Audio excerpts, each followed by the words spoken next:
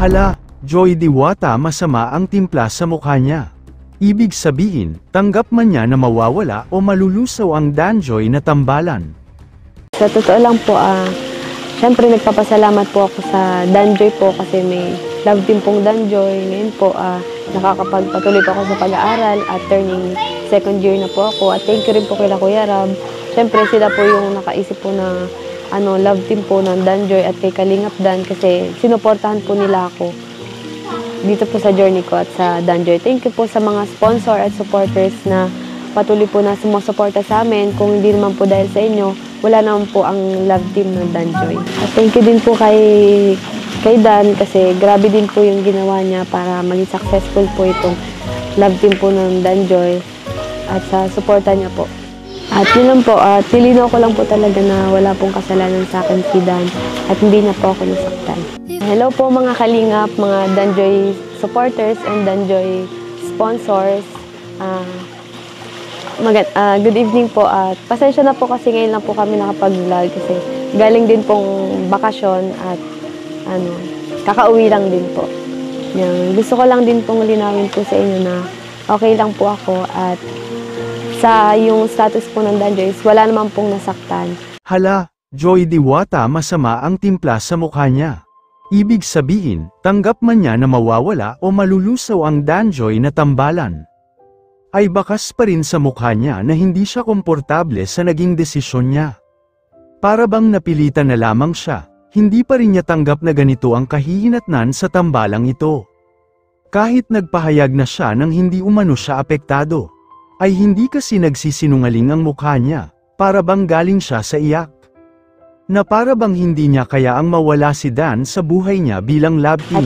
Ito ang gagawin natin ngayon ng reaction mga kababayan. Pero bago yan, ay nais ko po sanay i-like ang video na ito. At pakiusap lang po na sanay panoorin niyo muna ang kabuuan ng video na ito. At para inyong malalaman ang nilalaman nito hanggang sa dulo. At please suportahan po natin ang channel ni Kuya Val Santos Matubang, Ate Edna Vlogs, at Kalingap Rab, maraming salamat po. Alam yung totoong nangyari pero nag-judge na agad sila. Pero thank you na nandyan ka na sinabi mo rin sa kanila na kung ano yung totoo. Kaya malaking part na yun sa akin. Thank you. Sorry din kasi nababash ka dahil sa akin. Marami kang iniisip. Tapos na tayo mag-sorry. So, thank you naman sa 11 months na genuine happiness yung naramdaman ko sa'yo, Joy, sa atin. Totoo yun, yung pag-vlog natin na excitement. Totoo yun. Gusto ko yung ginagawa ko kapag nag-vlog tayo. Yun. Nag-enjoy talaga ako sa Danjoy. Napamahal na rin ako sa samahan natin bilang nagka-lab team and then sa mga supporters. Kaya sobrang pagmamahal din nila kasi naiintindihan ko yung na-attach sila sa atin. Kaya sobrang thankful din na napakabait mo at napaka-game na game ka sa mga ginawa natin sa 11 months, sa mga pinuntahan natin, sa mga bawat vlog ng ginagawa natin. Sobrang ang ganda nung nangyayari. Lalo na pag pinapanood ko yung vlog natin. So, nafe-feel ng mga viewers kung bakit sila na-in-love din sa Danjoy, and ganun din ako talaga. Ang saya natin tignan. Kaya,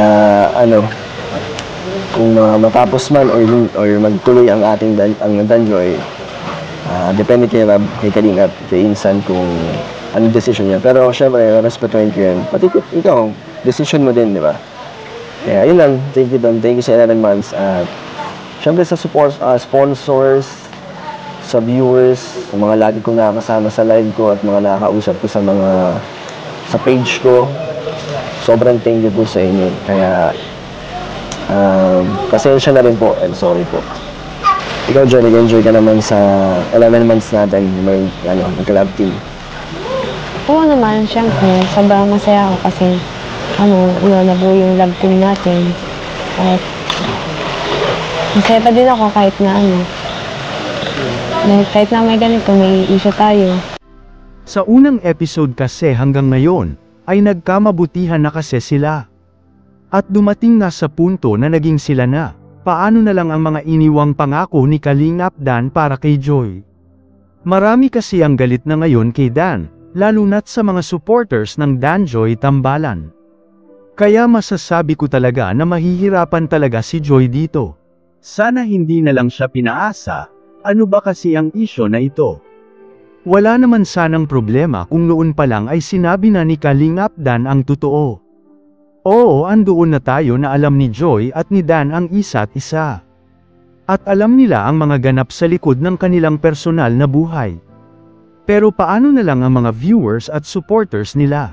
Lalo na sa mga bigating sponsors sa mismong tambalang Danjoy. Hindi kaya mas masakit sa kanila na pinaglalaroan lang sila. Tandang pananong.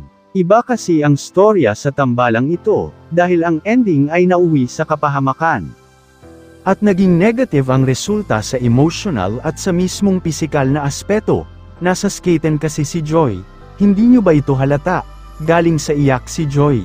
Iba kasi talaga si Joy dati at ngayon, kahit minsan na nai-prank na siya dati ay matibay pa rin siya, kahit sa mga bashers niya. Pero taliwas kasi ito sa naging sitwasyon ngayon. Mas maganda sana kung prank na lang ito, kahit papaano ay maibsan ang nararamdamang lungkot ni Joy Diwata. Last natin, dual po, final message ko na sa'yo, kaya gusto kong Hindi naman sana. Joke.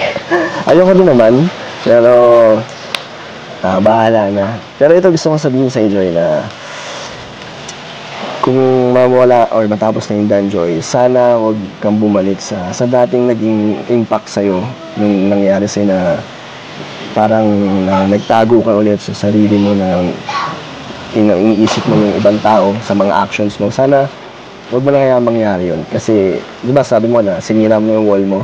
Kaya, ano naman, kahit naman siguro hindi na tayo love team, andito pa rin ako para tumayo bilang magtanggol sa'yo. Katulad ng dati kung paano kita pinaprotektahan at pinagtanggol and paano ka naging kampante, di ba?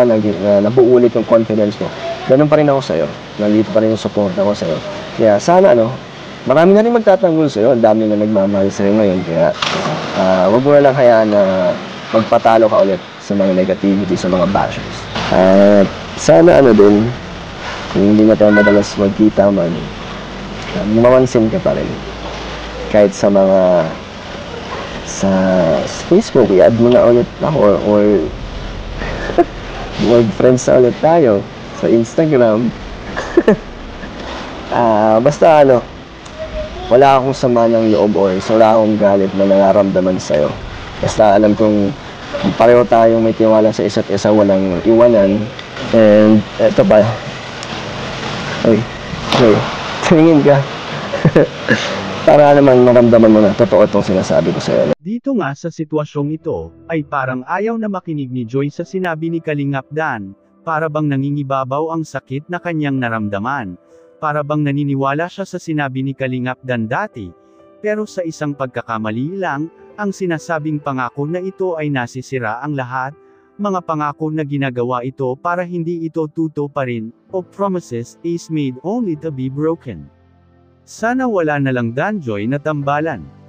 Kayo mga kababayan, sana ay magbigay kayo ng inyong komento, reaction at suhestyon, para ating malaman ang inyong damdamin at saloobin at may parating sa Kalingap Team, at mabigyan ng aksyon ang ganitong sitwasyon. Pero bago ko tapusin ay isang mapagpalang araw mga kababayan, lalo na sa ating ama na si Kuya Val Santos Matubang, Ate Edna Vlogs at Kalingap Rab. Maraming salamat po.